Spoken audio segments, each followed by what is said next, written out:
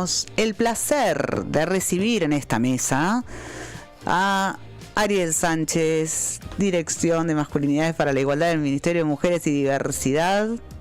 Bienvenido. Hola, ¿cómo va? ¿Qué tal? ¿Cómo va? 2 semanas o 3 a veces. Pasan cosas, pero... Pasan cosas. Pero bueno. Acá estamos. ¿Qué onda hoy? Bueno, hoy... Traes un temón, boludo. Yo te lo voy a decir así nomás. Hoy traigo un tema que en realidad me lo recomendó, pero una persona que un amigo, compañero que trabaja conmigo, y que creo que tiene que ver con algo que ya venimos hablando, o que ya hablamos hace unas semanas o meses, no sé cuánto. Sí. Pero acá leí una columna de Tamara Tenenbaum de hace una semana, me parece, no me acuerdo ahora la fecha, y que habla sobre el heterofatalismo. Si el título es tremendo. Sí. Más que hablar como del concepto en sí, a mí me dispararon algunas cosas que me gustaría compartirlo. Digamos que me parece que hace engancho con otros temas que venimos hablando. Sí. Y otros temas que venimos pensando acá, de las relaciones vinculares, de cómo cambiaron los vínculos sexuales de género a partir de un montón de dimensiones de la vida, dimensiones quizás más de discusión política, social que traen los feminismos, pero también dimensiones de lo económico, del uso, ¿no?, de las tecnologías, de la intensificación de ciertas lógicas individualizantes que hacen a las relaciones de los géneros. Y bueno, me parecía que era interesante. Yo voy a leer algunas partecitas de la nota, de la columna. Yo me sentí reinterpelada al leer la columna. Es que ya cuando hablamos una vez acá cuando traje el tema de la discusión que se armó por la baja de natalidad, que había en las redes sociales se culpaban entre feminismos y no feminismos. Ya que quedó prendido algo del tema de lo vincular, qué estaba pasando con esos vínculos, sobre todo en un mundo que propone otros contratos sexuales y de género, o pone en principio en discusión, y sabemos cuáles son los nuevos contratos, pone en discusión en principio los que ya estaban establecidos. Voy a mencionar, digamos, simplemente para mencionar la palabra. No es que vamos a hacer una profundización de esta palabrita, pero en la primera bajada que hace del título, la columna se llama Esta noche no Josefina, pero habla del heterofatalismo, que dice que describe la experiencia de mujeres que, aunque se sienten atraídas por hombres, perciben esa atracción como una condena inevitable y frustrante, digamos, ¿no? Como un desencuentro, en definitiva. Claro. Que es interesante, digo, como pensar, bueno, no me dejan de gustar, pero sin embargo pienso ese destino como fatal. Qué cagada que me gusten. Un poco así, digamos, ¿no? Qué cagada que me guste un tipo, loco. Ella trae la nota esta a partir de una columna que sale en New York Times, que una persona describe más situaciones cotidianas de amigas, sobre todo, con un tono más como biográfico, o sociobiográfico, donde describen un par de situaciones, relatos de citas, de citas cuando ya están como ya estuvieron casadas y vuelven a tener citas. ¿Qué pasa ahí en ese encuentro? O en ese desencuentro, justamente, que me parece importante, digamos, acá. Y acá dice algo que a mí me interesa. O sea, no es que le interese el concepto en sí, sino que dice, hay algo de estas palabritas que sintomáticamente dan cuenta de un etos o de algo que estamos viviendo en la época. Y después dice otra cosa que a mí me parece interesante y que ya lo veníamos hablando otra vez cuando traje un capítulo del libro de Mariana Palumbo y Karina Felitti sobre la revolución sexual. Ella dice, la liberación sexual no sucedió solo en los 70 y sucedió ahí y dejó de suceder, sino que ya venía sucediendo antes y todavía sigue sucediendo en algún punto y provoca desacomodos, digamos, ¿no? Y ahí dice algo que me parece que es lo que abre esto, que es que las mujeres ya no pueden dar por hecho, como parecían darlo, dicen nuestras madres y abuelas, que todos los hombres nos desean por default, digamos. Esa cuestión de que el mandato de masculinidad siempre es desear sí o sí. ¿A quién desean hoy? Y después abre dos hipótesis, si se quiere, o dos...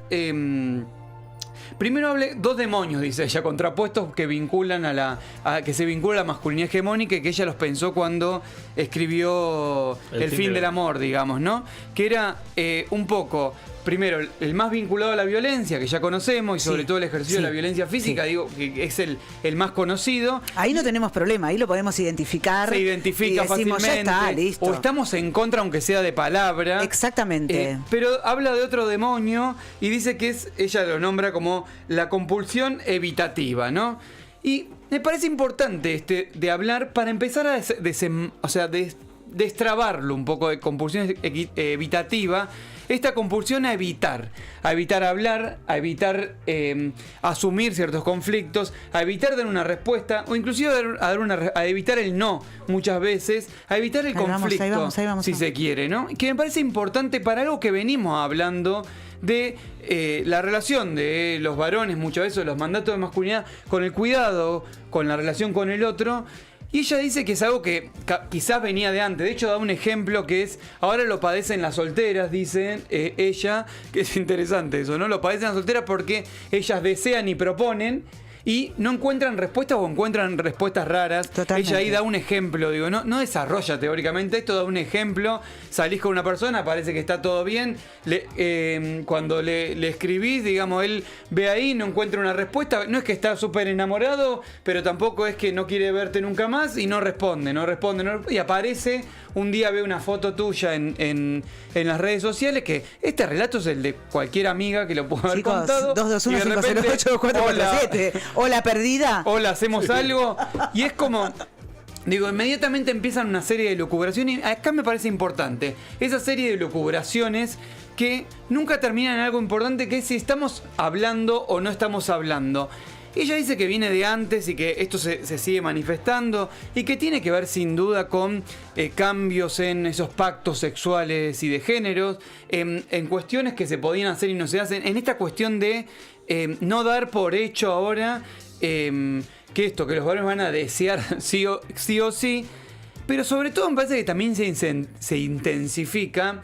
Yo creo que ahí sí se intensifica por los vínculos que propone esta época, ¿no? Los vínculos cada vez más individualizados, pero también cada vez más como de desconfianza del otro, ¿no? Como el otro no como un lugar como de encuentro, de conversación, sino de mayor profundización de esa posición como individualista, y que el otro me va a generar desconfianza y el otro no habilita un lugar al habla o al diálogo. Y yo creo que esto hace como es algo que hace, profundiza, si se quiere, algo que ya venía vinculado a los mandatos de masculinidad, que tiene que ver con hablar o no hablar de los malestares o esta compulsión evitativa, pero que intensificada por modelos subjetivos que proponen la individuación, sobre todo, ¿no? Que el otro es un problema más que una invitación a encontrarte y a resolverlo, justamente. El otro cada vez más es o alguien con el que competir o alguien que te quiere cagar, en definitiva. Sí. Esto ya lo habíamos visto la otra vez cuando veíamos, creo que la primera vez que vine, cuando les contaba esto del uso de la IA, de que contaba un influencer de usar la IA como psicóloga, y uno de los argumentos era que sabés que no te va a cagar, digamos, ¿no? O que no te va a mentir para que esté ahí. Y es esto, ¿no? Esta profunda desconfianza por el otro. Y me parece que ahí se intensifican. Y sobre todo lo hemos intensificado por este desencuentro que también venimos hablando cuando hablamos de baja de natalidad. Estos desencuentros que cada vez más en los pares generacionales hay brechas cada vez más importantes, ideológicas, sobre como visión del mundo entre los géneros, muchas veces, de qué espero o qué no espero del mundo. Transformaciones que se dieron en pibas, por ejemplo, que no se dio del mismo modo en los pibes, o que en esta compulsión evitativa, que la compulsión evitativa no es solamente no responder un mensaje de WhatsApp, o no responder a un llamado, no responder en una red social de levante, o dejar ahí, o hacer ghosting, digamos, como suelen nombrar, sino que tiene que ver con una compulsión evitativa a sacar el conflicto. Y ahí me parece que Tamara es interesante esto que dice. Dice, ahora lo padecen las solteras, pero antes las casadas, cuando querían dar una conversación sobre algo, el tipo se iba o abajo del auto, o a comprar puchos, o se ponía a leer el diario. Voy a comprar puchos igual. Claro, pero a mí me parece con tal de no hablar y no enfrentar el conflicto. Sí, a mí la sensación que me da, digo, yo la verdad que acuerdo un montón, lo decíamos recién, fuera de aire. Acuerdo un montón, o sea, al menos este tipo de tensiones o este tipo de etiquetas me hacen pensar un poco y digo, opa, mirá qué interesante. No por el solo hecho de sumar etiquetas a lo que es el mundo, ¿no? Pero al menos, y hay algo que para mí, que soy a veces bastante inflexible en algunas cosas, digo, el mundo no ha cambiado tanto. En términos de esto, digamos, en términos de que lo que padecen hoy por ahí, pibas que son más chicas que yo, esto le pasó a mi vieja, le pasó a mi abuela, le pasó... Digo, es histórico lo evitativo que resulta el diálogo para las masculinidades. No estoy condenando y no estoy hablando de todos. Y aquel que se siente herido, que se vaya, digo, ¿no? Pero me tienen repodrida. No, porque yo... No hablo de vos, Raúl. Lo que estoy diciendo es que hay una cuestión medio histórica que yo creo que es medio inamovible y que hoy, una vez más, bien los feminismos o bien las feministas a decir, che, eso que nos está pasando tiene un correlato histórico, tiene un linaje y hoy lo podemos nombrar. Sí, hoy hay un disloque, sobre todo. Exactamente. En qué se espera o qué no se espera. Eso.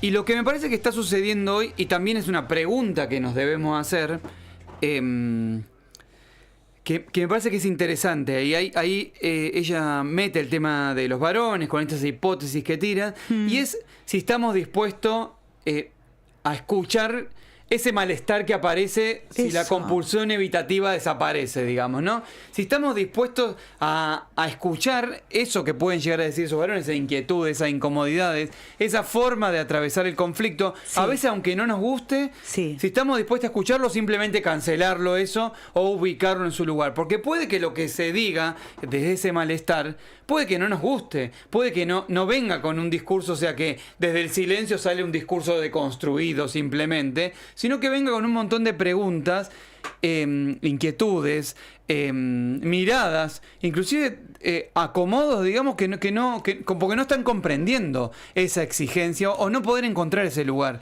Y me parece que ahí es donde hay, o es lo que intentamos hacer por lo menos quienes trabajamos con varones desde la perspectiva de género, es estar abiertos a esa escucha, en principio, a ver qué malestares están planteando y no simplemente juzgando o etiquetando, bueno, si venís con este malestar es porque en realidad querés quedarte en tu lugar conservador y tal vez eso termina llevando más a los lugares conservadores. Por eso para mí es interesante pensar cómo funcionan los mandatos de masculinidad históricamente, esta idea del silencio que ha funcionado, no sé, o compulsión evitativa, como le dice ahí, pero sobre todo esto de negar en algún punto lo que está sucediendo, lo que está pasando, hablar de malestares, incomodidades, conflictos, es decir, superar el conflicto de no hablando, justamente, ¿no?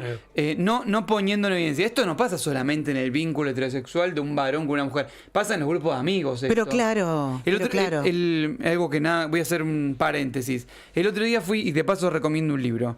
El otro día fui a la presentación del libro de María del Mar Ramón, que se llama La memoria es un animal esquivo, que es un libro hermoso que leí, es el último que leí. Y transcurre todo en una escena que es sin duda entre varones, ¿no? Varones de una familia. Y la entrevistaban en la misma presentación y decía, claro, esta escena, en realidad este libro, no podría haber sido si eran todas mujeres las de esa familia. Y funciona porque es un ambiente de varón, porque lo que está funcionando todo el tiempo es el silencio.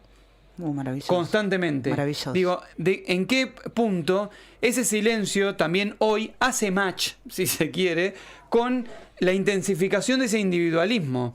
Lo que el mundo propone a ese desacomodo.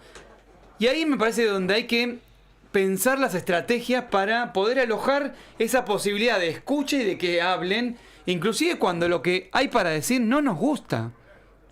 Porque puede que no nos guste, puede que no salga en forma de Judith Butler lo que salga de ahí, de eso. Pueden ser un malestar que se plantee de otros modos. Digamos, es una incomodidad que puede narrarse, que encuentra palabras y puede que no nos guste. Y me parece que hay que estar como preparados para ese eloge, porque es lo que venimos planteando. Esa incomodidad, la propuesta que están haciendo para que se intensifique el malestar en formas de vínculos que no se encuentran o formas de vínculos que se transforman en competencia y guerra, es lo que están proponiendo de subjetividad más vinculado a la época, ¿no? Más individualismo, más odio, más desconfianza por el otro y menos lógica comunitaria o colectiva, que en definitiva digo, hacer una pareja, digamos, una pareja o un trío o armar amistad, amor, vínculo sexual, es un modo de armar comunitariamente. Totalmente. Y no está bien, hoy no tiene buena prensa lo comunitario, lo colectivo,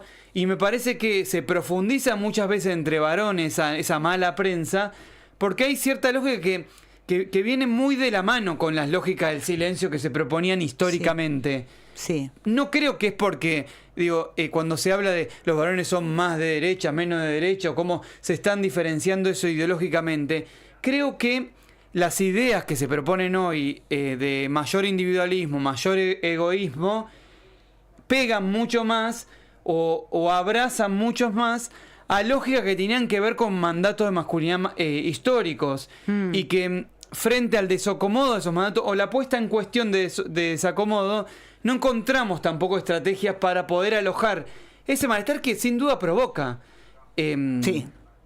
Esto, no sé si lo tengo que aclarar, pero a veces parece que sí. El otro día publicamos una cosa del Instituto de Masculinidades vinculado a varón y feminismo y hay que aclarar todo el tiempo que lo que estamos diciendo no es que las feministas tienen la culpa de esto ni los feminismos, que me parece que es importante aclararlo, sino que es algo, digo, son narraciones que forman parte de la época, los feminismos que vinieron a desacomodar o inclusive generaron espacios de aloje para que las mujeres hagan de situaciones de vulneración, violencia, se posicionen también como sujetos que desean, que proponen, que hacen y deshacen, y se reconocieron en esos lugares, que sin duda lo hicieron desde siempre, pero hoy con mayor legitimidad. Eso desacomoda a alguien que fue educado en otro modelo y que de repente no sabe, porque tampoco lo estamos proponiendo y no es la intención, cómo tiene que ser. No. El tema es si estamos dispuestos a escuchar. Y me parece que esta es la pregunta para cuando trabajamos con varones, sean varones denunciados, no sean varones denunciados, cuando estamos pensando en las políticas de género para generar mayor igualdad, mayor comunidad, es si estamos dispuestos a escuchar eso que hay para decir o ese malestar, eso que pasó, o simplemente vamos a decir, bueno, es cínico o quiere... Se pasaron 3 pueblos. No, pero inclusive a los pibes, digamos, le vamos a decir que lo vamos a ubicar enseguida en el lugar de opresión, si se quiere, o a veces esa incomodidad que elige las palabras de seguir profundizando formas de violencia, aunque no la ejecute, sino palabras de esta, se pasaron 3 pueblos, o esto, yo ya no los entiendo, que quieren, no quieren. Digo, son parte de volverse a ubicar en el silencio. Esto es más sencillo. Con mis amigos es más sencillo, en algún punto es eso. Y yo me acordaba, el otro día hay una película que se llama El silencio de los hombres, que venimos trabajando en diferentes lugares. Hay uno de los varones que entrevista, es un varón gay, digamos, que dice que le preguntan cuándo empezaste a tener vínculos sexuales con varones. Y él habla, digamos, lo sitúa en un momento, pero dice que siempre le costó y le sigue costando los vínculos más amorosos con los varones hoy, y que todavía siguen sintiendo como un bloqueo eso, porque hay algo de las lógicas de hacer amor o de vincularse, y yo pienso hacer amor como de hacer comunidad en algún punto, que de los varones que no les gusta, y me parece que ahí hay algo explosivo hoy, que está provocando, digo, acá no estamos hablando de una cuestión identitaria nada más, o qué le está pasando a los vínculos privados, íntimos, entre varones y mujeres, o en las relaciones o los vínculos sexuales, sino que dan cuenta esa cada vez separación más profunda, este heterofatalismo que es una sensación o una percepción de muchas pibas que están hablando de esto, pero también esta compulsión a evitar el tema, esto que no se puede hablar, no lo puedo decir porque si no me juzgan, no lo puedo decir por esto, inclusive frases que aparecen todo el tiempo, nos habla de algo muy profundo, de cómo estamos armando vínculos hoy. Y cómo si seguimos avanzando en propuestas cada vez más individualizantes, quizás profundicemos esta lógica anticomunitaria que podemos proponer más desde los feminismos o desde política, más de lo colectivo, ¿no? Sí, a mí hay algo que me resuena un montón respecto de esto, y me quedé con la imagen de el varón que no escucha esa disonancia o ese poco encuentro o ese desencuentro que hay con su pareja mujer, estamos hablando de parejas heterosis, y que se va abajo del auto o que se va con sus amigos, que cuando se va debajo del auto o cuando se va con sus amigos no va a mencionar, no va a ir a tratar de desentrañar con otros qué es lo que está sucediendo. Que a mí me parece que ese es el silencio terrible, digamos. Y ahí me parece que, por eso me parece muy interesante esto que hablas vos y que nos traes acá, respecto de construyamos amor. Construir amor en comunidad, con amigos. Está bien ir a hablar de tu incomodidad con tus amigos. No decir, esta loca de mierda, no sé qué es lo que me está diciendo. O si quieres ir a enunciarlo así también. Capaz que sea de otra forma después. Claro. Pero date la posibilidad, no de ir al Raulódromo, como le dice Lucho, eso no es mío, eso es una... Lucho dice que el Raulódromo es el vestuario del fútbol 5. Entonces digo, si querés ir hacia ese lugar y demás, poner en común eso, me parece que está bárbaro. Me parece que es seguir apostando a otro tipo de cosas. Y el fin de semana leí una etiqueta más, que es el men keeping. Ajá, ¿Lo escucharon? No, quiero saber. Para que te lo busco acá. Dice, hay palabras para todo. Hay palabras para todo. Describe el trabajo que hacen las mujeres para satisfacer las necesidades sociales y emocionales de los hombres de su vida. Desde apoyarlos en retos cotidianos hasta animarlos a reunirse con amigos. No es la carga mental. Es otra cosa, es el sostenimiento del bienestar del otro. Del generar ese dale que vos podés, sostener emocionalmente a los varones. ¿Por qué? Porque hay pocos lugares todavía en donde estos varones se puedan encontrar y sentirse alojados y no juzgados con sus amigos. Entonces digo, me parece que hay como una revuelta de todo eso. Y que la verdad que lo epocal, lo que está proponiendo, yo acuerdo un montón con vos, lo que está proponiendo es quédate solo porque lo que te está pasando es a vos y digo, el error está allá, digo, no está acá, digo, es algo que te está pasando desde la individualidad. Me hace pensar el heterofatalismo, me hace pensar. Sí, yo creo que es eso, más que empezar a verlo y que para mí no sirve tanto eso los conceptos, totalmente. Sino que nos sirve como herramienta y si estamos dispuestos a escuchar lo que venga de ese malestar, me parece, para enfrentar un poco esa otra propuesta que es más padecimiento, más individualismo y más enfrentamiento con el otro o desconfianza por el otro. Me parece que hay algo ahí, una herramienta, una pregunta. Y una pregunta, digamos, para mí es importante esa pregunta. ¿Estamos dispuestos a escuchar todo lo que trajo ese conflicto o ese malestar? Sí, yo ayer me quedé pensando un poco en lo que decía y la otra vez lo quiero unir a dos casos que me parece importante. Primero, lo que empiezan a hablar muchos encuestadores que dicen que cambian los mapas de calor, ¿no? Que los mapas antes... en lo político tenían que ver siempre con las zonas, con los sectores sociales y ahora es más los géneros y las edades. Claro. ¿Sí? O sea que digamos, las opiniones cambian, políticas cambian mucho respecto, digamos, al género y a la edad y no tanto socialmente, ¿no? Sí. Entonces ahí vemos que el varón joven tiene mucha diferencia con, por ejemplo, las mujeres de 30 a 50. Claro. Casi opuesta. Y después, en una charla que también tenía con algunos compañeros de cine, que hablamos un poco, bueno, siempre de lo nuevo, ¿no? Y de por ahí lo que viene en Europa. Y sobre todo hay muchas mujeres que están filmando y que viene muy bien. Y la narrativa siempre es la incomodidad de la mujer en la sociedad actual, ¿no? Parece ser como el gran tema hoy del cine europeo, de estas nuevas mujeres, de estas nuevas narrativas, es decir, la búsqueda del lugar de la mujer en la sociedad patriarcal, y no aparece tanta narrativa. Bueno, ¿qué tienen los hombres para proponer narrativamente, ¿no? Como temas? Sí. Hay que buscarlo eso. Es que el tema es ese, es como qué van a proponer, digamos, ahí. Me parece que es una invitación a eso, también pensar, pensar eso. Estas herramientas y yo creo que hay algo ahí que tiene que ser nombrado, digo, dejar la evitación compulsiva, digamos, o la compulsión evitativa y hablar más de los malestares, me parece. No simplemente por llorar en público, claro, sino por poner en evidencia un conflicto que en definitiva es social, político, económico, como bien decís, a partir de ese cruce género y generación, ¿no? Que cada vez se vuelve más importante como brecha, si se quiere, ideológica. Ari, muchas gracias, no, gracias por esta a ustedes. Columna. Voy pensando un montón. Bueno. Vamos a seguirla más adelante. Sí, sí. ¿No? Sigamos el tema. Dale.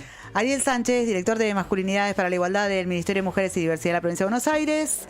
Nos traía su columna. Para pensar muchísimo, amigo. Me dejaste múltiplo como un mínimo. Musiquita y volvemos.